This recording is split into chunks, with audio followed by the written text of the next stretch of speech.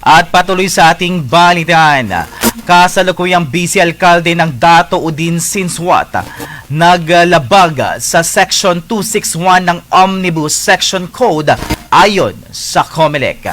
Nagbabalik si Kabanderang Joeline de la Cruz. Kabanderang Joeline, ibandera mo! Bandera Live Report. Vice Alkalde ng Dato Odon Sansuat Maguindanao del Norte, disqualified ng COMELEC.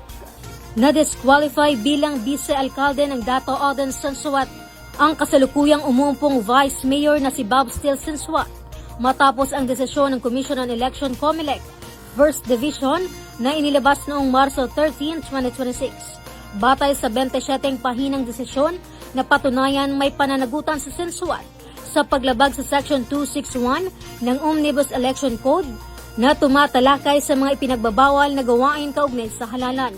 Ang nasabing desisyon ay pirmado ni Aimee Ferolino, Ernesto Ferdinand Masid Jr. at Maria Norina Tangaro Kasingal.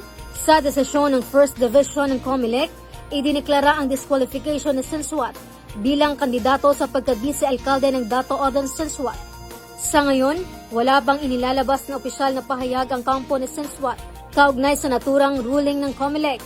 Maaari pa itong iapila sa Bank ng COMELEC alinsunod sa umiiral ng mga patakaran sa halalan.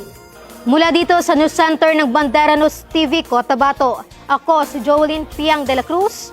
Basta balita, ibandera mo. Bandera